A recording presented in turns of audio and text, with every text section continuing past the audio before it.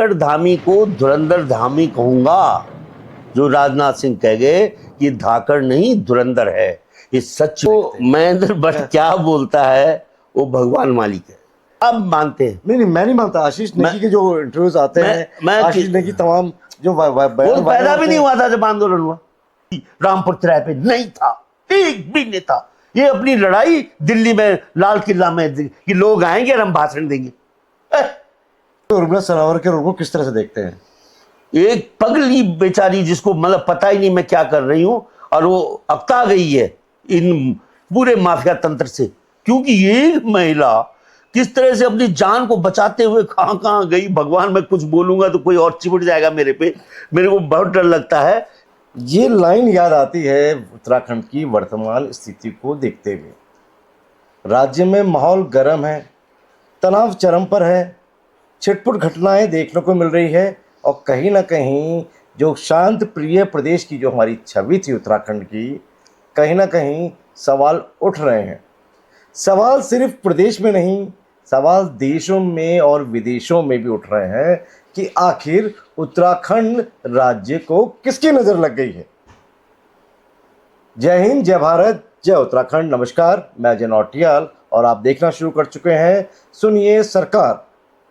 जब इन मुद्दों की हमने चर्चा की तो हमने सोचा क्यों ना एक ऐसे व्यक्ति से बात की जाए जो उत्तराखंड के हर एक मुद्दे को लेकर मुखर रहता है, खुलकर बोलता है और डंके की चोट पर बात करता है। फिर वो ये नहीं देखता कि सामने कांग्रेस है, बीजेपी है या यूकेडी, क्योंकि बात होगी जनता की। तो हमारे साथ बात करने के लिए हैं पूर्व सैनिक पीसी थपलियाल जी, जो शायद आज परिचय के मोहताज नहीं है उत्तराखंड की राजनीति में। इनके पोस्ट जो लिखते हैं कहीं ना कहीं कई पोस्ट वायरल हो जाते हैं, कहीं ना कहीं वो सरकार को भी असहज कर देते हैं और कहीं ना कहीं खुद को भी असहज कर देते हैं कई बार थपलियाल जी। लेकिन बोलते हैं मुझसे जब बात हुई कि भाई जनता के हर मुद्दे पर बोलूँगा, परिणाम की चिंता नहीं करता, क्योंकि सैनिक जो होता है सामने जब दुश्मन होता है वो ये चिंता नहीं करता कि शायद दुश्मन की गोली का निशाना वो भी बन सकता है। तो कुछ इस तरह की बातें हैं थपलियाल जी की। बाकी आप इस इंटरव्यू के माध्यम से समझ पाएंगे क्यों ये बात मैं कर रहा हूँ। थपलियाल जी, सबसे पहले स्वागत आपका। धन्यवाद। पहाड़ के लाल पीसी थपलियाल, थैंक यू।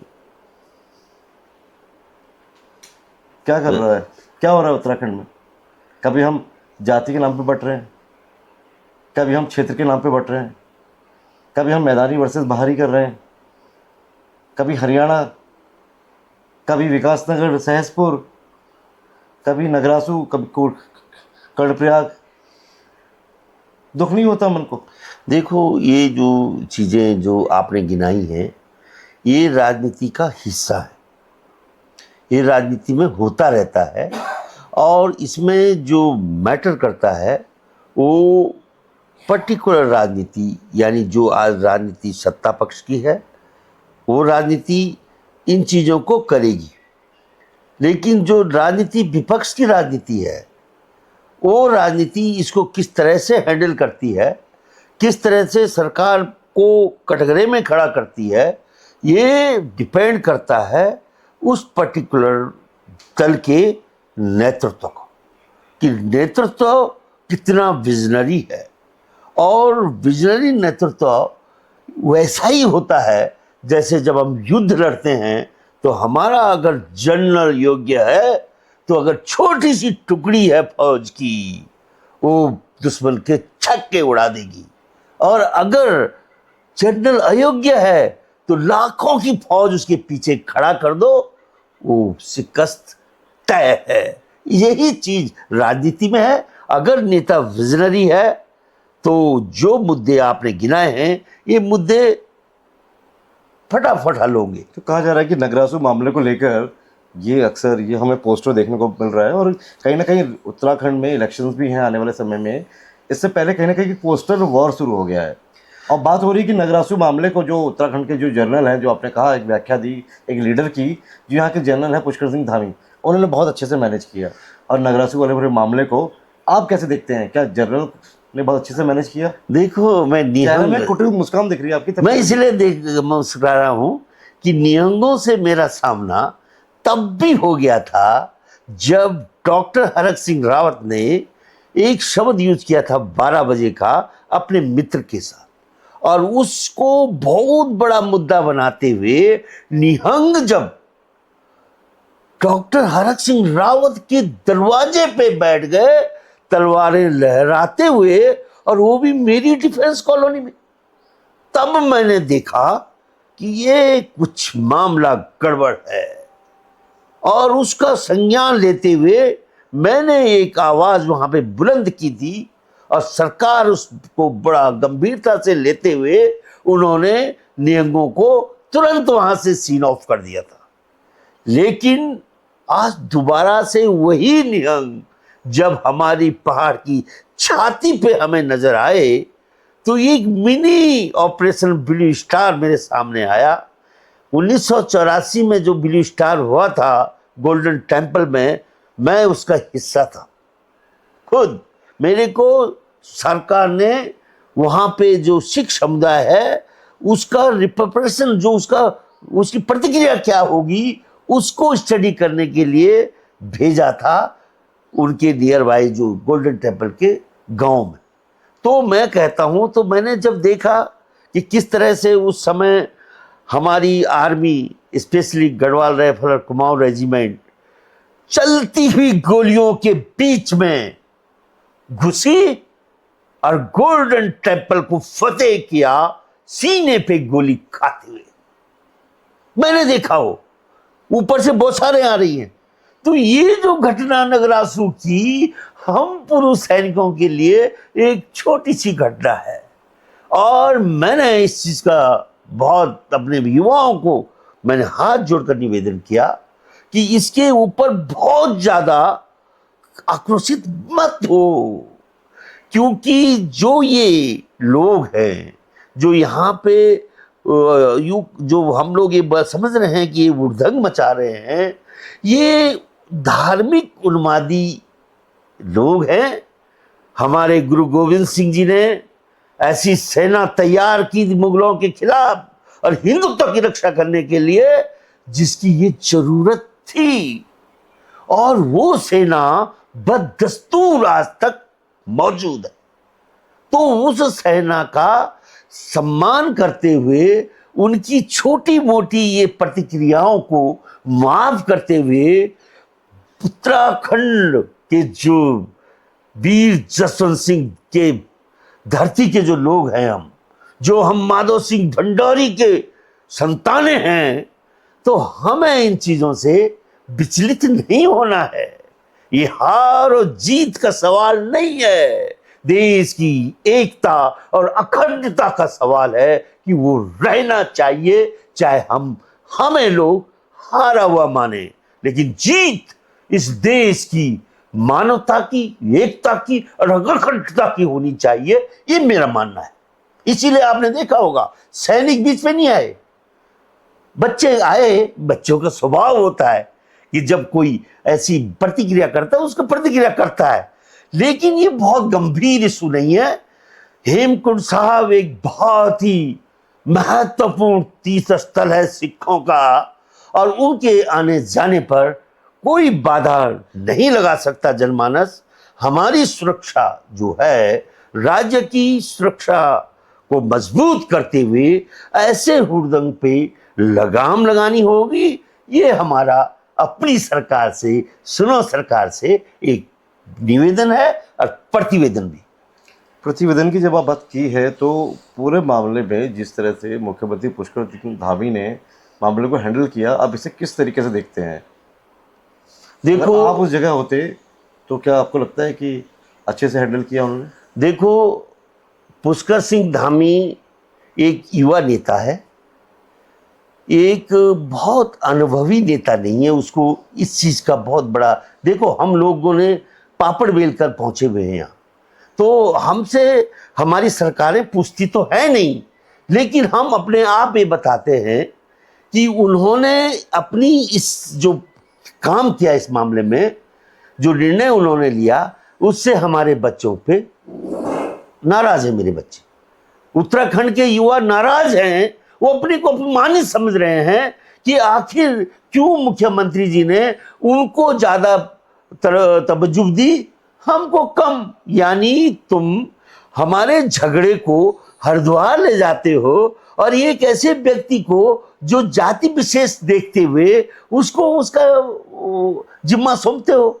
तो ये चीज करना, देखिए आपने खुद बोला था कुछ देर पहले कि इंदिरा गांधी ने अपनी सिक्योरिटी फोर्स में सरदार बाहर निकले क्योंकि देश में संदेश जाता कि ये इसने सरदारों पे, सिखों पे अब विश्वास करना शुरू कर दिया। उसके बदले उसने अपनी जान दे दी, लेकिन वो जो उसका विश्वास था सिख कम्युनिटी पे, वो इतिहास के पन्नों में लिख दिया गया। इसलिए मैं ये चाहता हूं कि आप भुल्लर को इसका इंचार्ज बना रहे हो, ये सोच के कि भुल्लर नॉन पहाड़ी है और उस विशेष कम्युनिटी का व्यक्ति है और वो शायद सही निर्णय देगा। अरे परिवार तो उसका उत्तराखंड पुलिस है और उत्तराखंड पुलिस का परिवार में तो इसमें आपको नहीं लगता कि ये अनुभवहीनता कहीं ना कहीं मुख्यमंत्री की रही है कि अपने बच्चों को भी नाराज कर दिया और ये एक ऐसा संदेश भी दे दिया कि हम पहाड़ियों पे न विश्वास करके एक भुल्लर पे विश्वास करते। उन्होंने किसी कहीं मतलब यहाँ पे थोड़ा चूक हुई है। मतलब हरिद्वार एसएसपी नवनीत सिंह भुल्लर की बात कर रहे हैं कि हाँ, उनको दे दी जांच और कि अपनी ही विभाग की जांच कि साहब वो जांच जो करेंगे वहां पे सच्चा झूठ, सच और झूठ आज की तारीख में बहुत बहुत ऐसा मालूम पड़ता। आजकल तो कोई अपराधी बचता ही नहीं। जो आजकल सिस्टम है, जिस तरह से कैमरा है, लोगों का सोशल मीडिया है, कोई बच ही नहीं पाता।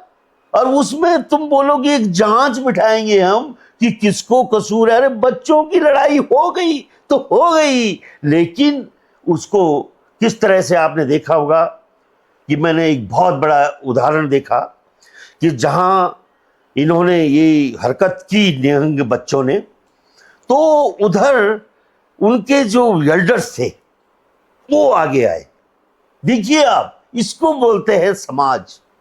समाज को युवा और बुजुर्ग, ऊर्जा और अनुभव हमेशा साथ जाने चाहिए। वो अनुभवशील व्यक्ति यहाँ आए, उन्होंने महामहिम से रिक्वेस्ट की, उन्होंने माननीय मुख्यमंत्री से रिक्वेस्ट की कि भाई ये इसको जल्दी से जल्दी हल करना चाहिए क्योंकि समाज में ये एक विखंडन लाएगा। और इसको संज्ञान लेते हुए हमारे मुख्यमंत्री जी ने निर्णय लिया, ठीक लिया, लेकिन चूक ये है कि तुमने उनको अविश्वास करते हुए आज की तारीख में, जिस तरह मैं कह रहा हूं कि मिनट में पता लगता है कि कौन दोषी है कौन दोषी नहीं है। क्या करना चाहिए था उनको? देखिए, उनको वहां की पुलिस पे विश्वास करना चाहिए था। आप ये देखिए कि जो एक महिला है, वो महिला बेचारी कितने प्यार से उनको बुला रही है। उसने कोई, मैंने तो ऋषिकेश में देखा था जब आतंकवाद का टाइम था, ऋषिकेश में एक मजिस्ट्रेट थे अरोड़ा साहब, उन्होंने गुरुद्वारा में गोली चलाने का ऑर्डर दे दिया था। जब लोग गुरुद्वारा की तरफ आए, उन्होंने, तो वो आज भी मिलते हैं मेरे को, बोलते हैं थपलियाल जी, पांगती जी ने बचा दिया था मुझे, नहीं तो मैं तो गया था।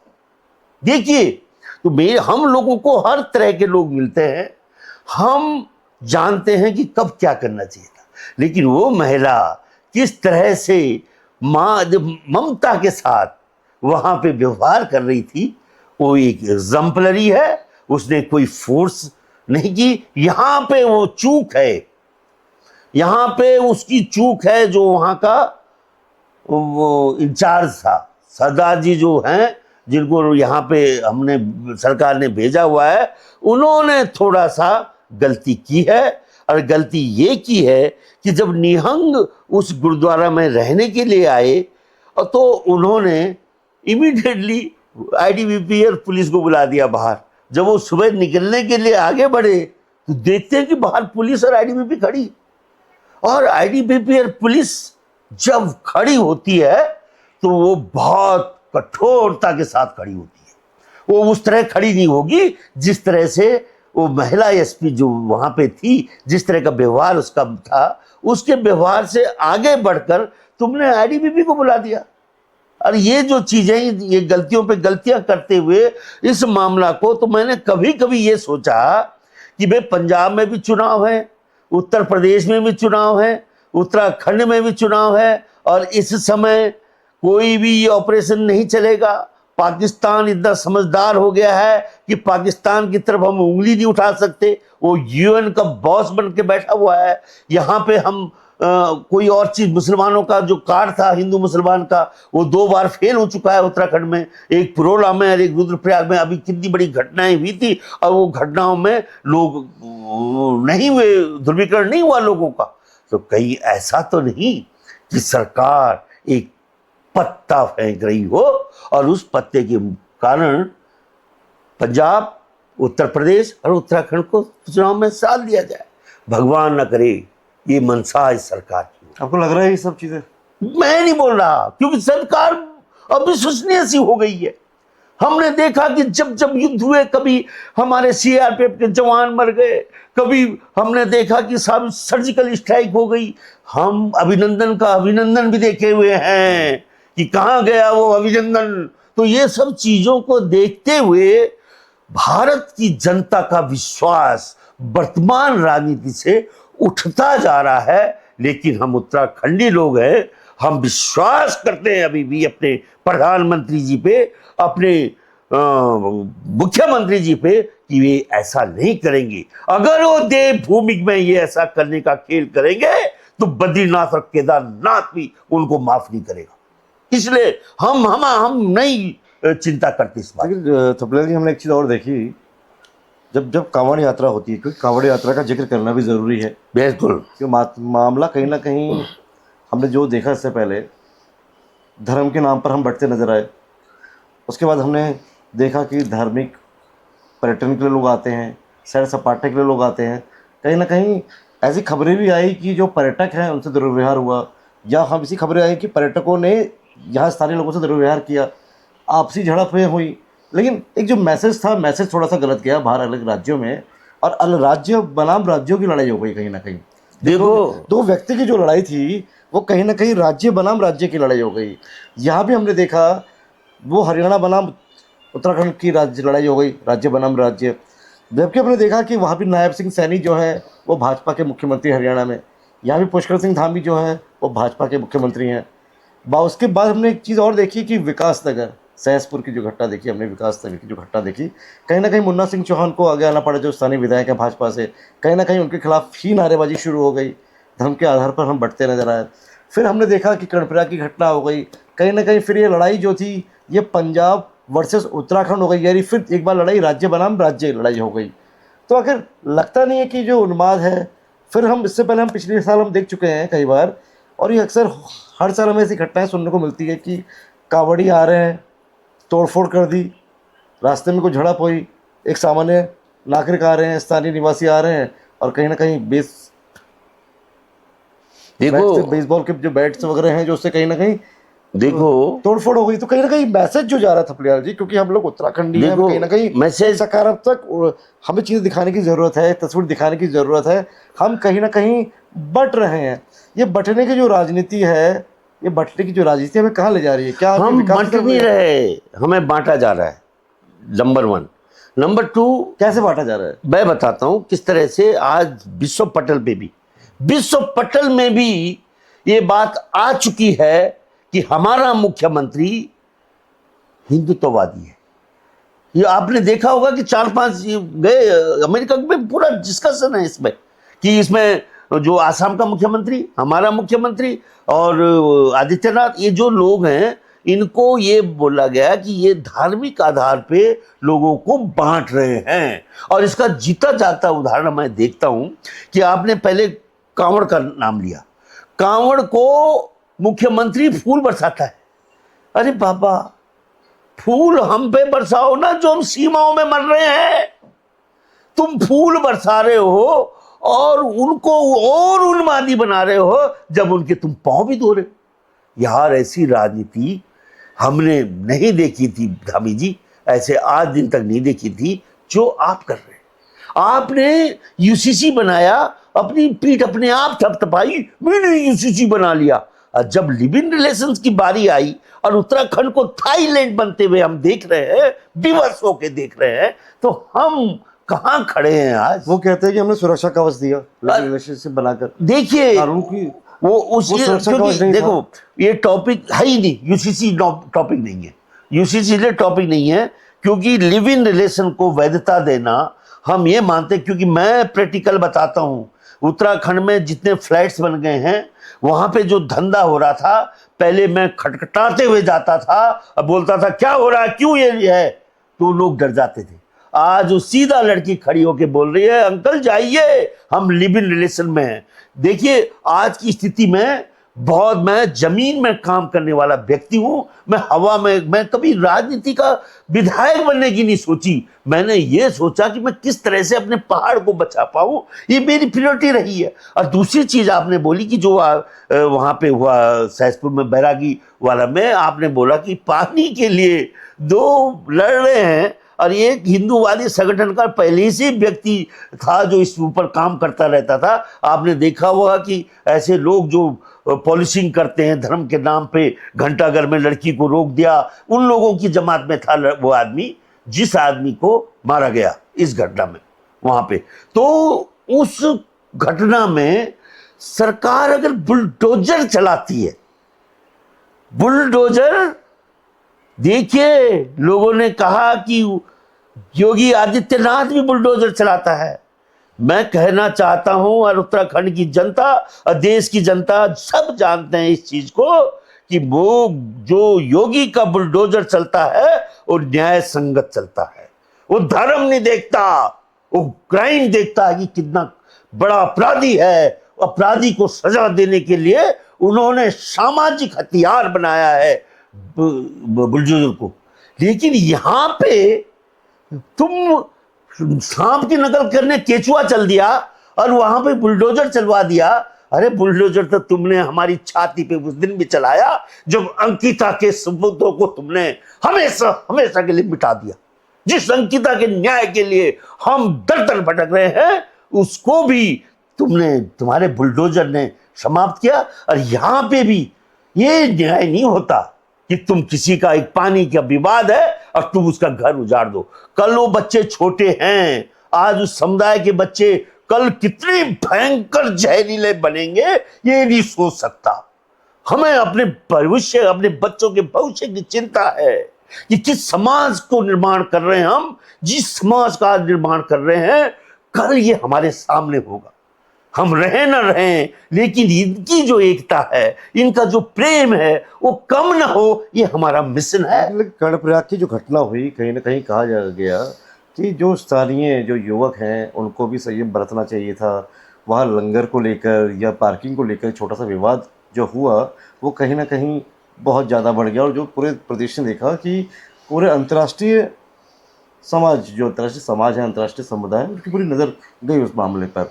देखो लगता है कि जो यहाँ घटनाएं हो रही हैं, यहाँ का युवा भी, जो उत्तराखंड का युवा है, कहीं ना कहीं जो मूलभूत मुद्दे हैं, जो रोजगार एक मुद्दा होना चाहिए था, जो आगे बढ़ने के अवसर पे चर्चा करनी चाहिए थी, उन चर्चाओं से हटकर चर्चाओं कहीं और चलने लगी है। देखो, अगर आप बहुत ध्यान से देखेंगे तो जो कर्णप्रयाग का मुद्दा है, नगरासु का मुद्दा है, ये दो समुदाय की लड़ाई नहीं बनी, ये बद्रीनाथ का आशीर्वाद हमारे ऊपर। ये दो राज्यों की लड़ाई बन गई, नहीं बनी। दो बच्चों का जो झगड़ा हुआ, और उस झगड़े में जिस समुदाय के बच्चे थे, उस समुदाय के लोग यहाँ आए बुजुर्ग, और उन्होंने महामहिम से मिला, मैंने पहले बताया। लेकिन हमारे यहाँ बुजुर्गों ने समझदारी दिखाई, लेकिन जो युवा वर्ग था वो आपस में उलझता नजर आया। अरे क्योंकि हमारे बुजुर्ग समझदारी नहीं दिखा रहे, कहां मर गए पहाड़ी बुजुर्ग।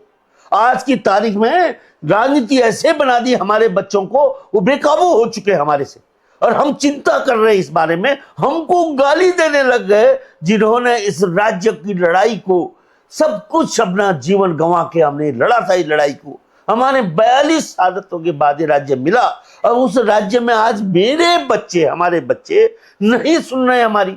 जबकि आप वहां के, मैंने बोला ना कि स्पेशली गढ़वाल की बात कर रहा हूं मैं, क्योंकि आज कुमाऊं क्षेत्र में जाओ, वहां दाजू, जो वहां की संस्कृति है, उसको मैं सलाम करता हूं। लेकिन गढ़वाल की विकृत संस्कृति के लिए मैं चिंता में हूं कि किस तरह से मैं अपने युवाओं को उस धारा में ला सकूं जो दादा बुल्लों की संस्कृति इस पहाड़ की होती थी कभी। आज वो मर चुकी है। लेकिन वो युवा नेताओं ने आज एक आह्वान किया, रुद्रप्रयाग चलो रुद्रप्रयाग, इसको आप किस तरह से देखते हैं? आशीष नेगी जो यूकेडी के युवा मोर्चा के जो अध्यक्ष है आशीष नेगी, वहीं दूसरी तरफ त्रिभुवन चौहान, देखो बैठक की, इसे संदेश दिया कि मुख्यमंत्री संभाल नहीं पा रहे हैं व्यवस्थाओं को। नहीं तो फिर तुम संभालोगे? जब तो इस राज्य ने उसी को मुख्यमंत्री बनाया है तो कौन संभालेगा? नंबर एक, वो कह रहे यूकेडी को मौका दीजिए, हम सब। अरे मौका दे, इसका मतलब तुम राजनीति कर रहे हो। खबरदार, ऐसे मुद्दों पे अगर राजनीति करोगे तो उत्तराखंड की जनता माफ नहीं करेगी तुम्हें। इसमें कोई राजनीति नहीं। इसमें यह है कि अगर नगरासू की घटना घटित हुई है तो उसको मैंने इन लड़कों को बोला कि सांप चले गया और तुम उसकी जो परछाई बनती है उसको पीट रहे हो। मतलब तुम लकीर को पीट रहे हो जो सांप खींच गया। अरे वो जो जहरीले लोग थे उस समुदाय विशेष के जो भद्दी भद्दी गाली दे रहे थे, क्या हमने उनके पद चिन्हों में चलना है कि गुरु गोविंद सिंह की उस त्याग को हम भूल जाना है इन छोकरों के ऊपर जिन्होंने अपने बच्चों को दीवार में चिनवा दिया था और हिंदुत्व की रक्षा के लिए सर्वोच्च गंवा दिया था। ये जो आज सेना बनी थी उनकी पंच प्यारों की सेना से जिसने शुरू किया था गुरु गोविंद सिंह, उनको हम नमन करते हैं। उनके हेमकुंड साहब को हमेशा हम सलमाते करते हुए इस संस्कृति को कायम रखते हुए हमेशा हम जीवन पर्यंत तक जयकारा लगाते रहेंगे, क्योंकि हमने बंटना नहीं है। हमने सीमाओं में अपने बलिदान इसलिए दिए थे कि इस देश की एकता और अखंडता बनी रहे। तो क्या कहना चाहेंगे जो रुद्रप्रयाग चलो रुद्रप्रयाग का जो आह्वान है, इसे आप किस रूप में देखते हैं? आह्वान होना चाहिए था कि नहीं होना चाहिए था? देखो, इसमें इसलिए नहीं होना चाहिए था, मैंने पहले ही बताया कि दो समुदाय का युद्ध नहीं हुआ, दो समुदाय के बीच में ये झगड़ा नहीं हुआ। तो इस समय कुछ युवा जो गए तो वो एक तो वही के लोकल युवा बोलते कि देखते हैं जी, लोकल नहीं, बाहर वालों को जाने की जरूरत नहीं थी। ये यात्रा का सीजन है और तुम राजनीति कर रहे हो, भीड़ कर रहे हो, तो भीड़ में क्या होगा? वैसे ही हम लोग पर्यटकों को बहुत परेशान हो रहे हैं, खून के आंसू हो रहे हैं पर्यटक, और हम मैनेज नहीं कर पा रहे हैं पर्यटकों की भीड़। क्यों? क्योंकि हम अनुभवहीन राजनीति से संचालित हैं। अगर अनुभवशील राजनीति होती तो जो बेग, देखो तुमने चकाचक सड़कें बना दी और सड़कों से दूर दूर दूर गाड़ियां आ रही हैं बड़ी बड़ी, तो भीड़ होगी। और जब भीड़ को कैसे मैनेज किया जाएगा? जैसे आते हुए तूफान को मैनेज किया जाता है। जब नाला आता है बड़ा तो उसके पानी को फैलाया जाता है। तो हमने फैलाना सीखा ही नहीं। हम चार धाम से बाहर गए ही नहीं कभी। अगर हम चार धाम से बाहर का रास्ता भी पर्यटकों को दिखाते तो ये जो आचार धामों में जो भीड़ हो रखी है ये नहीं होती। हम लोग बहुत पिछड़ चुके हैं और कभी कभी ये लगता है कि हमारा अस्तित्व ही खतरे में। भाजपा के प्रदेश अध्यक्ष महेंद्र भट्ट एक सोशल मीडिया पोस्ट जारी करते हैं और पोस्ट में साफ साफ कहते नजर आते हैं कि कुछ लोग यात्रा को बाधित करना चाहते हैं। जाहिर सी बात है, इशारा किस तरफ था ये सब जानते हैं। मेरे को तो कभी कभी कोई भी उनके साथ शामिल ना हो। जो व्यापारी हैं, जो होटल व्यवसायी हैं, वो सबका नुकसान कर रहे हैं, कुछ इस तरह की बातें आई। तो इस बयान को देखो, महेंद्र भट्ट क्या बोलता है वो भगवान मालिक है। महेंद्र भट्ट की जुबान पे कोई भी ऐसा नियंत्रण नहीं है जो एक प्रदेश अध्यक्ष और ऐसी पार्टी का प्रदेश अध्यक्ष जो सबसे बड़ी पार्टी है विश्व की, उसका प्रदेश अध्यक्ष होने के बावजूद भी जिस भाषा का प्रयोग ये व्यक्ति करता है वो हमें चिंतित करता है, दुख पहुंचाता है। क्योंकि वो राज्यसभा का एमपी भी है, जबकि खुद विधानसभा हार गया था। इसके बावजूद भी क्यों सरकार ने, इन केंद्र ने इसको राज्यसभा में पहुंचाया? राज्यसभा में कभी विद्वानों को भेजा जाता था, विजनरी लोगों को भेजा जाता था। आज तुम उनको ढूंढ रहे हो जो बिल्कुल, अब क्या बताऊं मैं बोलूंगा तो फिर अच्छा लगता मीडिया में। ऐसे लोगों को तुम राज्यसभा में भेज रहे हो। सरकार, भगवान मालिक है इस राज्य का कि आखिर कौन होगा जो इस राज्य को बचाएगा। अक्सर कहा जाता है कि थपलियाल जी को इतना गुस्सा क्यों आता है? देखो, आता है कि नहीं आता? मैं क्यों नहीं आता? जो आदमी कहने में भी शर्म लगती है जो आदमी फ्रांस से मिसाइल लाया हो इस देश में और अच्छी खासी नौकरी को छोड़कर राज्य आंदोलन में कूदा हो, जो रामपुर तिराहे का वो भीपत्स कांड का साक्षी हो, और जो पूरे आंदोलन में लड़ते हुए इस भाजपा के षड्यंत्रों का साक्षी हो कि किस तरह से उन्होंने उत्तर प्रदेश पुनर्गठन विधेयक 98 को तोड़ के उत्तर प्रदेश पुनर्गठन विधेयक 2000 बनाया, और जिसमें राजधानी मिस कर दी, हमारे संसाधन यूपी में दे दिए और हम एक नंगे धड़ंगा प्रदेश हमारे हाथों में सौंप दिया, और उसके बाद छाती फोड़ फोड़ के कहने लग गए हमने राज्य दिया, हमने राज्य दिया। और वो 42 सादतें क्या बोलेंगी कि तुमने ये राज्य यूं ही दे दिया। इसलिए बहुत दुख होता है मुझे कि भारतीय जनता पार्टी, इस राज्य के लोग सबसे ज्यादा विश्वास इस पार्टी पे करते रहे, लेकिन सबसे ज्यादा विश्वासघात भाजपा तुमने किया है हम पे, सबसे बड़ा विश्वास। ये मैं दावे के साथ कह सकता हूं, और मैं चुनौतीपूर्ण कह सकता हूं कि कोई भी भाजपा का नेता इसमें मेरे साथ डिबेट कर सकता है। मैं सिद्ध कर दूंगा कि कहां कहां पे तुमने कुठाराघात किया उत्तराखंड की जनता पे। आपने एक बयान दिया कि भाजपा को अगर वर्तमान दौर में भाजपा को अगर कोई हरा सकता है तो पार्टी सिर्फ कांग्रेस ही है। ऐसे में क्या ये मैसेज नहीं जाएगा कि आप क्षेत्रीय पार्टियों के विरोधी हो गए और कांग्रेस ने कहीं अंदर खाने आपको टिकट का ऑफर कर दिया है? देखो, कौन क्या बोलता है मुझे नहीं मालूम, लेकिन जो लोग जिनके थोड़ा भी दिमाग है वो देख रहे हैं कि राष्ट्रीय राजनीति में टीएमसी, तृणमूल कांग्रेस, ममता बनर्जी की पार्टी, जिसमें अकूत संपदा थी जिसकी, उसको चिथड़े चिथड़े कर दिए हो जिस राजनीति ने मराठाओं का गौरव तोड़ते हुए शिवसेना और एनसीपी के चिथड़े चिथड़े कर दे हो, और शरद पवार जैसे दिग्गज नेता और उद्धव ठाकरे जैसे नेता को दीवार में लगा दिया हो, जिस राजनीति ने हरियाणा में जाटों का अस्तित्व को मिटाते हुए एक बिहार से सैनिक को वहां लाकर खड़ा किया और उनके जो अस्तित्व है जाटों का उसको न मिटाने का प्रयास किया हो, जिस राजनीति ने पंजाब के सिखों का, जिन सिखों ने 1 साल की दिल्ली बॉर्डर में संघर्ष करते हुए उस काला कानून, जो कृषि कानून लाए थे जिसको तुमने को वापस लेना पड़ा, 700 किसानों ने अपनी कुर्बानी दी है उसको, उस लड़ाई में। क्या तुम क्या करना चाहते हो? ऐसा हिंदू राष्ट्र तो मुझे नहीं चाहिए। और तुमने सबसे बड़ा खेल क्या खेला लोगों को अभी पता नहीं है।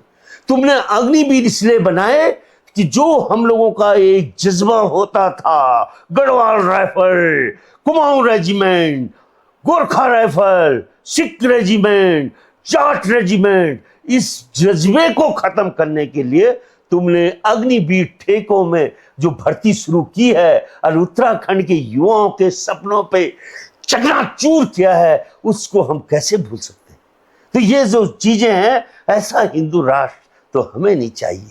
अब हमने संकल्प लिया है कि पूर्व सैनिक उत्तराखंड को विश्व की आध्यात्मिक राजधानी बना के छोड़ेंगे।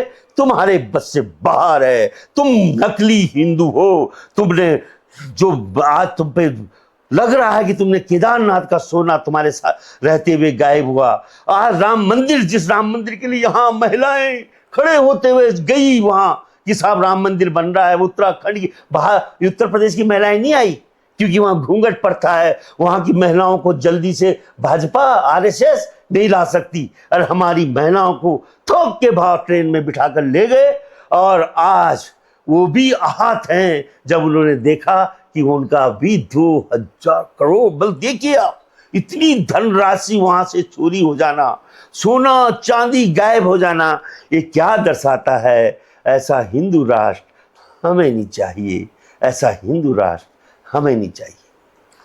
थपड़ियाल जी, जब हमने इंटरव्यू की शुरुआत करी तो आपने बात की जनरल की, कि एक जनरल बड़ा मायने रखता है, उस राज्य का जनरल कैसा है, यानी कि कुल मिलाकर उसका नेतृत्व कैसा है, और जब नेतृत्व अच्छा होता है तो परिणाम भी अच्छे आते हैं।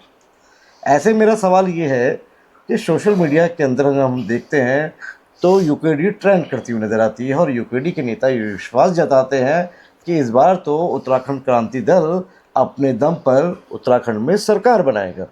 ऐसे में क्या उत्तराखंड क्रांति दल के पास ऐसा जनरल है कि वो इनकी जीत सुनिश्चित कर पाएगा? क्योंकि उत्तराखंड क्रांति दल के जो जनरल सुरेंद्र कुकरेती, जो उसके अध्यक्ष भी हैं सुरेंद्र कुकरेती साहब, तो क्या जनरल में और जनरल के जो सिपाही हैं उनमें आपको वो दम नज़र आता है? अगर किसी जो उस आदमी की नज़र ना भी हो, अंधा बोलते हैं हम, अंधा भी बोलता है कि आज की राजनीति में धन बल बहुत आवश्यक है। अगर तुम धन बली नहीं हो, जब मैं 2000 का चुनाव हुआ था 2002 में, तो हमने 5 लाख विधानसभा पे चुनाव लड़ा था।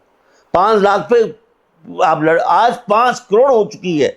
आज 5 करोड़ अगर तुम्हारे पास नहीं है, तुम विधानसभा नहीं जीत सकते। लेकिन अगर ये कोई वेव, अगर आप मानते हो कि कोई वेव चल रही है उत्तराखंड क्रांति दल की, तो उसमें मैं इसलिए आशान्वित नहीं हूं क्योंकि मैंने 2002 देखा, जब राज्य की लड़ाई लड़ने के बाद भी लोगों ने हमारे हाथ से राजनीति छीन दी। और तब बड़े दिग्गज नेता हमारे पास थे, हमारे पास दिवाकर भट्ट थे, हमारे पास पवार जी थे जो ऋषिकेश में एक खांटी नेता होते हैं, हमारे पास बीडी रतूड़ी थे, हमारे पास त्रिवेंद्र पवार जैसे लोग थे, और हमारे पास विपिन त्रिपाठी जैसे बिजली नेता थे। और इन सब के बावजूद भी उस समय हम सत्ता हासिल नहीं कर पाई। तो अब जब हम बहुत कमजोर स्थिति में हैं और उस कमजोर स्थिति को अगर नहीं भापेंगे तो 27 हमारे आखिरी चुनाव होगा। क्योंकि मैं बार बार, आपने पहले सवाल भी किया था कि आप कांग्रेस के क्यों पक्षधर हैं, क्योंकि कांग्रेस आज भी मुख्य विपक्षी दल है।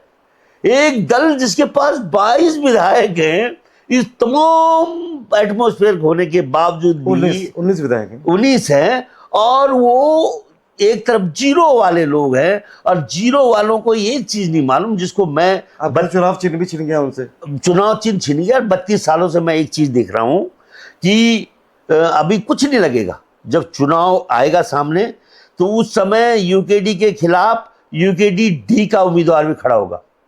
और याद रखना, यूकेडी के अंदर से यूकेडी के डमी उम्मीदवार भी खड़े हो जाएंगे। डमी नहीं, हिमालय क्रांति पार्टी का उम्मीदवार भी होगा, राष्ट्रीय रीजनल पार्टी का उम्मीदवार भी होगा, यूकेडी से भी बगावती लोग भी खड़े होंगे। अरे उत्तराखंड जनता पार्टी का उम्मीदवार खड़ा होगा, वहां बसपा का उम्मीदवार खड़ा होगा, समाजवादी पार्टी का उम्मीदवार खड़ा होगा, राष्ट्रीय लोकदल का। इनको अभी तक ज्ञान नहीं है, सीपीआई सीपीएम के उम्मीदवार खड़े होंगे। तुम कहां, धुएं में गायब हो जाते हैं लोग। और उस धुएं में अगर तुम गायब ना हो, तो अभी से तुम्हें वो जनरल की जरूरत है जो तुम्हें 2027 की जंग में विजय दिला सके। अभी तुम्हारे पास है नहीं कोई जनरल जो तमाम ताकतों को एकजुट करके भारतीय जनता पार्टी के माफिया तंत्र को चुनौती देते हुए क्यों नहीं ध्वस्त कर दे। अनुभवी सुरेंद्र कुकरेती हैं, आप कह रहे जनरल नहीं है। जब उनको बिठाया गया कि चर्चाएं बहुत देखो सीधे साधे व्यक्ति हैं। देखो सुरेंद्र कुकरेती जी बहुत बुजुर्ग व्यक्ति हैं, सीधे साधे व्यक्ति हैं। वो इतने धनबली भी नहीं है कि जो बेचारे खुद का भी संसाधन के बदले उनको किसी न किसी फौजी की गाड़ी चाहिए तब जाते हो। उनका देखिए, इनका सीधापन है, उनका बहुत सज्जे इंसान है। और इसके बावजूद जो एक स्ट्रॉन्ग, राजनीति में क्या सीधापन काम नहीं आता? देखो सीधापन का कोई खेल नहीं होता राजनीति में हर चीज की विधा तुम्हें मालूम होनी चाहिए। तुम सीधे भी होने चाहिए और बहुत कठोर भी होने चाहिए। तुम्हें निर्णय लेने का बहुत मजबूत जिगरा चाहिए। किस तरह से आप हैंडल करो, आसान नहीं है। क्योंकि आज की तारीख में भारतीय जनता पार्टी यानी भाजपा, चप्पा चप्पा भाजपा ने समाज को ऐसे अरेस्ट कर दिया है जैसे डिजिटल अरेस्ट कर दिया है। हमारी महिलाएं ढोलक, चिमटा, हारमोनियम बजा रही हैं भारतीय जनता पार्टी की। हमारे 5 किलो राशन के लोग बैठे हुए हैं, गीत गा रहे हैं भाजपा के। ये सब चीजें देखोगे आप तो भाई ऐसा है कि इन चीजों को अभी नजरअंदाज कर रहे हो। वो भीड़ बकरी की तरफ वो जो ऐसा नहीं चलेगा। स्पष्ट सोच।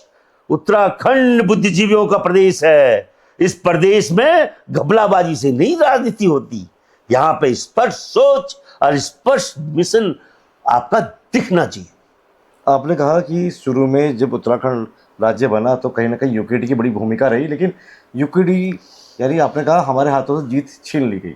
जीत नहीं मिली। हाँ, मैंने ये नहीं बोला यूकेडी की बहुत बड़ी भूमिका रही, कभी नहीं बोला। यूकेडी की भूमिका नहीं है राज्य बनाने में ना, बिल्कुल नहीं। अभी तो हम यही मानते हैं कि मैं एक शब्द यूज कर रहा हूं कि यूकेडी की बड़ी भूमिका रही। मैं बताता हूं यूकेडी मैं आप मानते हैं। नहीं, मैं नहीं मानता। आशीष नेगी के जो इंटरव्यूज आते हैं, आशीष नेगी तमाम जो वो पैदा भी नहीं हुआ था जब आंदोलन हुआ।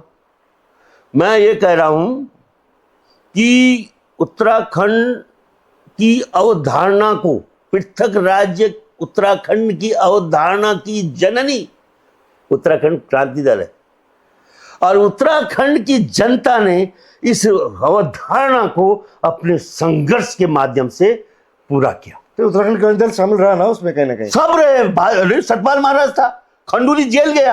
आपने भाजपा, कांग्रेस, यूकेडी सबने मिलकर ही राज्य बनाया। सबने, अरे यार ये भगवान, सब जनता ने।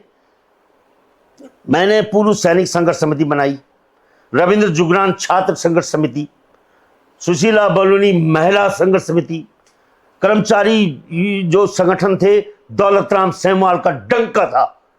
जब ये जनता के प्रमुख जन संगठनों ने मिलकर लड़ाई लड़ी तब हमें राज्य मिला। उसमें भाजपा के लोग भी थे शामिल, कांग्रेस के भी थे और यूकेडी के भी थे। तो कहां से तुम कहते हो कि यूकेडी ने लिया? हां, अवधारणा को यूकेडी ने जन्म दिया। देखिए आज की तारीख में बहुत कम मीडिया है जो लोगों की इस चीज को स्पष्ट करे। वो खुद ही नहीं समझ पाते। आज के जो आप देखते होंगे पत्रकारों को पता ही लगता कि थपलियाल क्या बोल रहा है। आपके इंटरव्यू के बाद स्पष्ट हो चीजें। मैं कई बार करता हूं, नहीं समझते लोग। मैं अवधारणा को जन्म दिया, प्रतिपूर्ति जनता ने की। ये जन आंदोलन था जो 1994 में फूटा। और एक चीज और बना दो, 42 शहीदों में एक भी उत्तराखंड क्रांति दल का शहीद नहीं था। क्या बात कर रहे हैं? मैं बोल रहा हूं पीसी थपलियाल, 50 बार बोल चुका हूं। एक भी सैनिक मरे, महिला मरी, मैं एक एक को जानता हूं क्योंकि मैं इसका हिस्सा था। जब हम रामपुर तिराहे पे अभिमन्यु की तरह लड़ रहे थे, ये कोई भी एक भी यूकेडी का व्यक्ति रामपुर तिराहे पे नहीं था, एक भी नहीं था। ये अपनी लड़ाई दिल्ली में लाल किला में कि लोग आएंगे और हम भाषण देंगे। चालाक लोग क्या करते हैं, अगर रैली आ रही है पहले खड़ी हो जाएंगे डेस्टिनेशन पे कि वो आएंगे और हम मंच में, ऐसा ये सोचे लोग आएंगे और दिल्ली में हम भाषण देंगे लाल किला को, ले पथराओ। वो वहां हो रहा है, हम रामपुर तिराहे पे लड़ते हैं। तो मैंने लाशें हमने इन कंधों पे उठाई। तो आप यूकेडी के साथ रहे हैं पहले? कभी यूकेडी के साथ रहना नहीं रहना ये मान्य नहीं रखता। हम हमेशा से यूकेडी के समर्थक रहे हैं, समर्थक। अब क्या हो गया? अभी भी समर्थक हूं। ऐसा थोड़ी है कि मतलब ऐसे किसी भी आदमी को ढोए हम। पीसी थपलियाल की अपनी आइडेंटिटी है। मैं उत्तराखंड क्रांति दल का घोर समर्थक हूं। मैं चाहता हूं कि उत्तराखंड क्रांति दल सत्ता में आए, लेकिन नहीं आएगी ये भी जानता हूं। 2027 के जो चुनाव हों उसमें लोग पार्टी देखें या हर विधानसभा में नेता को देखें? देखो, मैं जनता के बीच में जाऊंगा और आपने लगभग रुझान देखा होगा कि लगातार जनता जो है वो इंडिपेंडेंट को जिता रही है। लगातार पंचायतों के चुनाव में जितनी जिला पंचायत, वो बाद में भाजपा ने इकट्ठा करके खरीद के अपनी दुकान सजाई। ये है, देखो ना, इंडिपेंडेंट पे ज्यादा विश्वास कर रहे हैं। राजनीतिक जो दल है ना, तो इंडिपेंडेंट विश्वास तोड़ दे रहे हैं। वो तोड़ना नहीं तोड़ना, उनको अधिकार है तोड़ने का, क्योंकि विश्वास तोड़ने का अधिकार है। हाँ, विश्वास, वो थोड़ी बोलते हैं हम विश्वास तोड़े। उनको जो साथ में जिन्होंने जिताया उनका विश्वास देते हुए जाते हो। वो बोलते भाई मैंने काम कराने हैं इसलिए जा रहा हूं। यस, बिकॉज आज मैं बहुत भौंक रहा हूं। कल सत्ता मेरे पास आती है मुख्यमंत्री, मैंने घुटने टेक कर अपने मोदी जी के आगे बोलना है, मोदी जी दे दो, क्योंकि हमारी अर्थव्यवस्था अपनी टांगों पे खड़ी नहीं है उत्तराखंड की। जो यहाँ पे छाती फोड़ रहे हैं ना, वो 6 महीना इस राज्य की सत्ता को नहीं चला सकते बिना केंद्र की मदद के। और केंद्र किसको मदद करेगा? अपनी पार्टी को मदद करेगा। तो क्या ये उत्तराखंड की जनता नहीं जानती?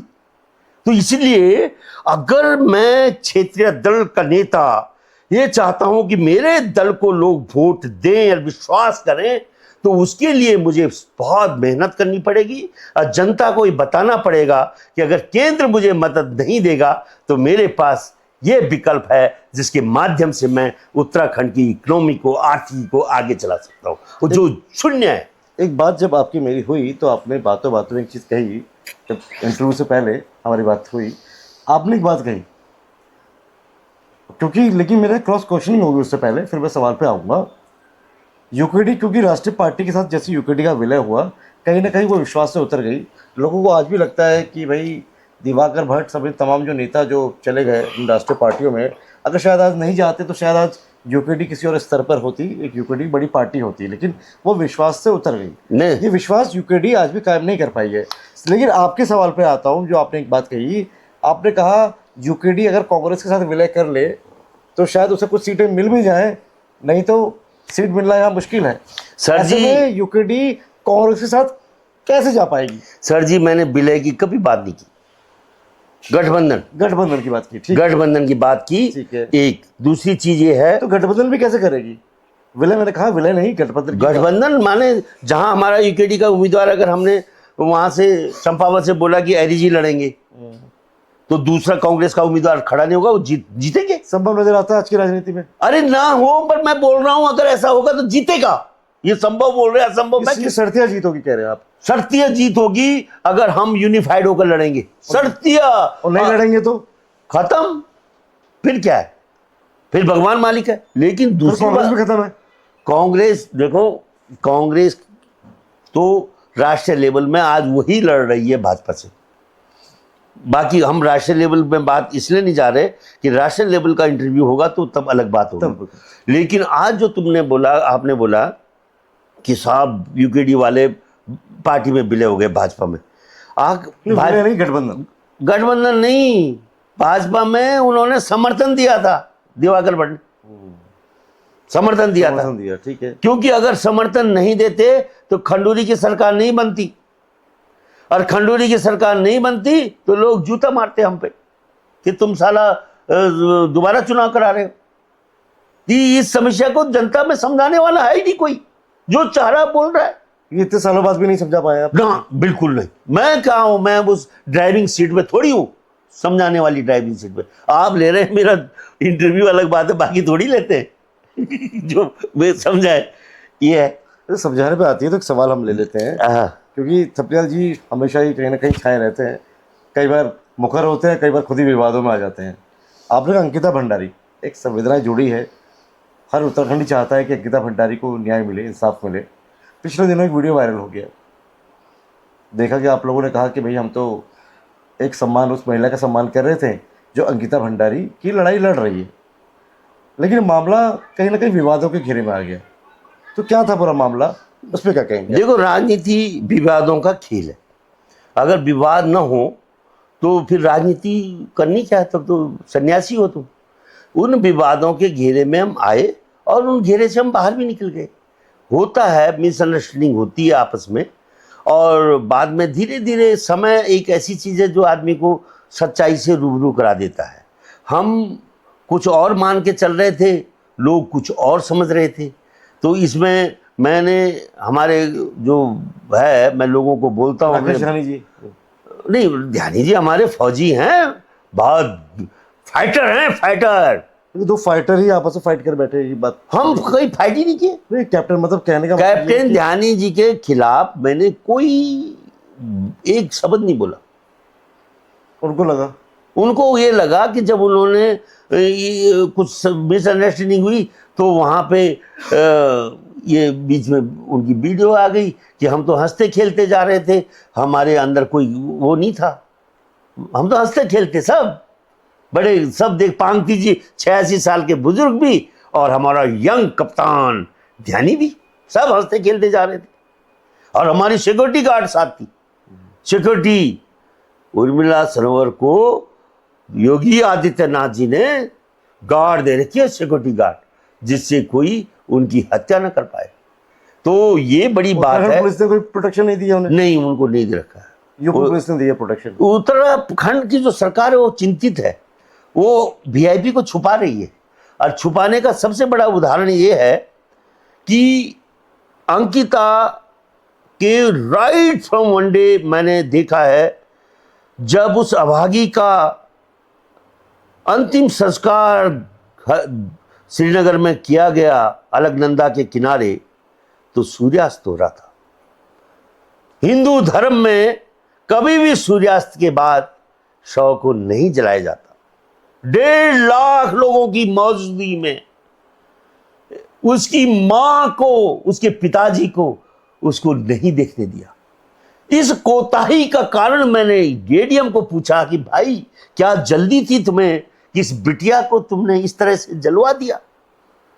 दूसरी चीज, जब फैसला आया और वहां पे हाई कोर्ट का जो जजमेंट पढ़ेंगे आप, उसमें लिखा है cause of the death is service to VIP, और वो मिसिंग है।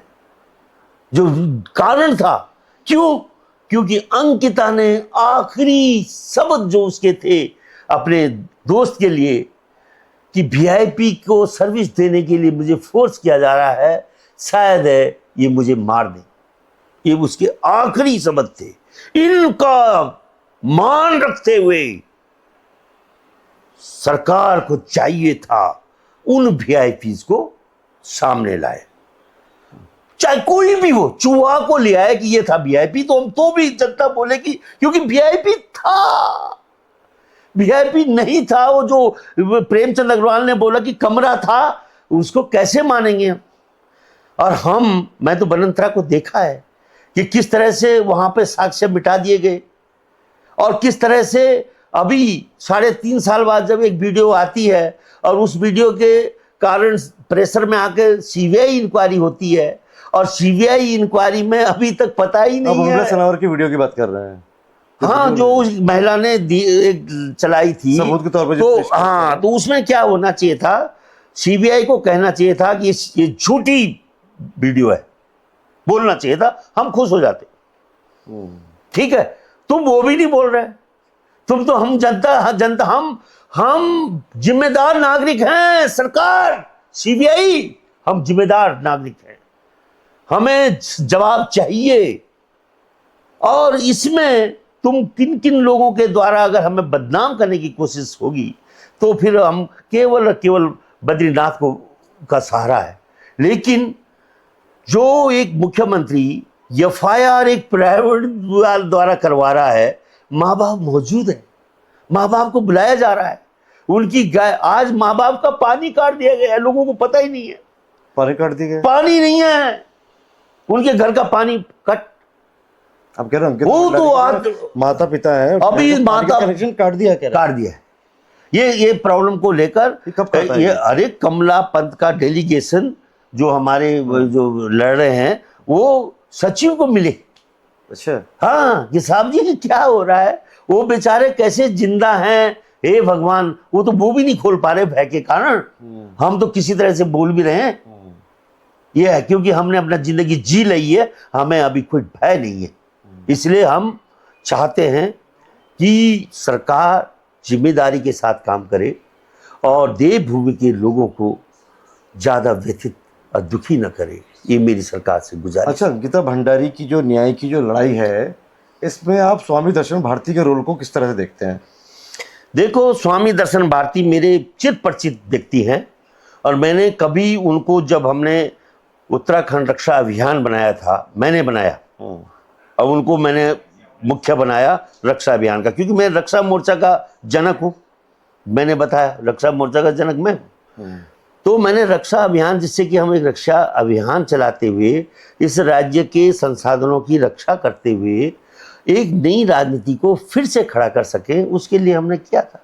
लेकिन स्वामी जी ने उसको धर्म की ओर मोड़ दिया, और धर्म की ओर मोड़ते हुए उसका कारण भी मैं ही हूँ। क्योंकि मैंने कहा स्वामी जी, मैं देख रहा हूं कि उत्तराखंड एक देवभूमि है और यहाँ पे बड़े भारी तीर्थ स्थल हैं, हरिद्वार है, ऋषिकेश है, लेकिन यहाँ पे मैं पहाड़ी बाबा नहीं देख रहा। वो कोई उत्तर प्रदेश का क्रिमिनल मैं जानता हूँ, और वो बहुत बड़ा बाबा है। जब मैं मैनपुरी में पढ़ता था तब वो गोली कांड में वहां फंसा था। आज यहाँ का सबसे बड़ा बाबा जो विदेशों में जाता है प्रधानमंत्री। कहाँ यहीं रहते हैं? अब उत्तराखंड में मैं सब हरिद्वार में, ऋषिकेश में, कहाँ पे है?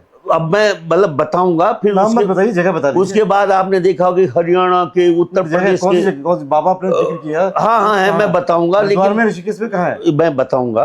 छुपा रहे नाम आप, जगह बता दीजिए। वो छुपाने की बात नहीं, मैं ये बोल रहा हूँ जगह हरिद्वार में, जो कहाँ पे धार्मिक एक हमारा वो था। ऋषिकेश में बता दीजिए दर्शकों को, बैंक की चोट पर। नहीं, दर्शकों को इंटरेस्ट ही नहीं है, वो सब जानते हैं, सब एक जैसे हैं। सब लोग माफिया तंत्र में फंस गया है। आज की तारीख में केवल हरिद्वार एक ऐसी धर्म नगरी थी जिसके धन बल से उत्तराखंड अपनी टांगों पे खड़ा हो जाए। पैसा बरसता है और उस पैसे को कौन निगलता है भगवान जानता है।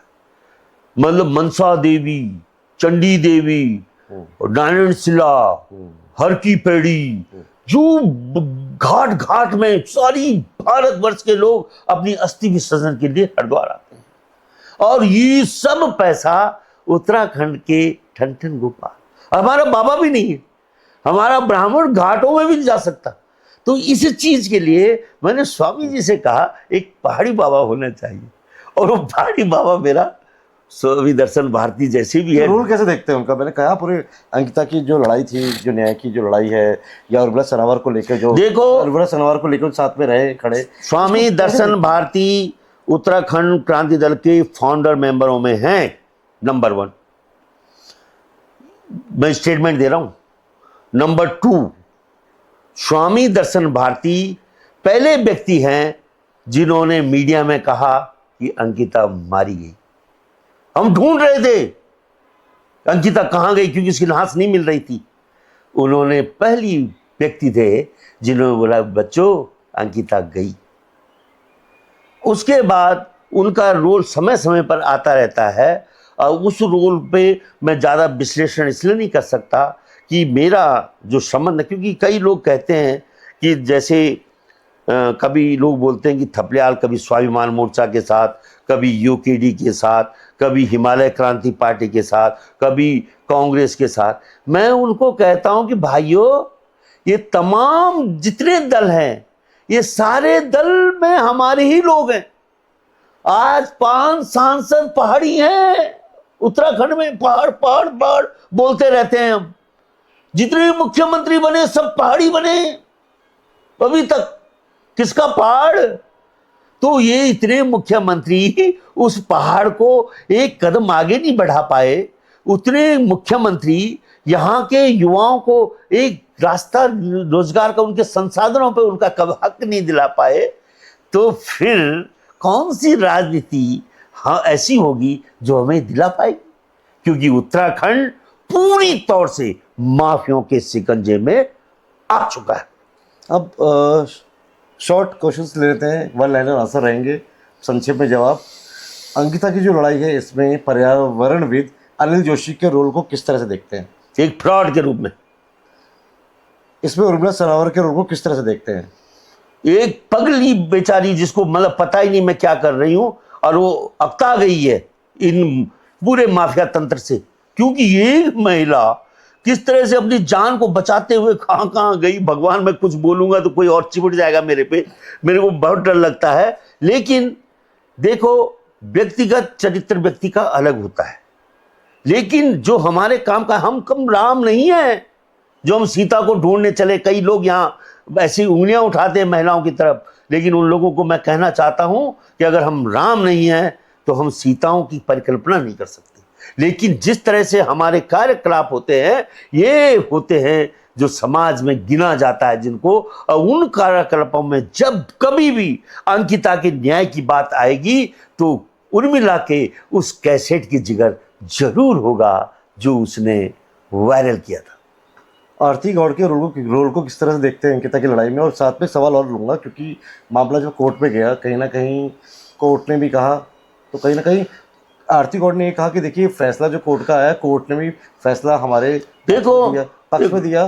तो कहीं ना कहीं एक मैसेज ये भी किया कि भाई आरती गौड़ का इसमें कोई रोल नहीं था, ऐसा है क्या? देखो, आरती गौड़ का या किसका जाने रोल अनजाने नहीं, किसका रोल, मैं रेणु बिष्ट की तरफ भी आज ने उंगली नहीं उठाया। लोगों ने रेणु बिष्ट को कहा, कितनों को कुछ कह रहे हैं, पटवारी है वहां पे जिसका रोल था, कितने रोल पुलिस वाले थे जो बाहर बिठा के रखे हुए थे उनके माँ बाप को इनिशियली।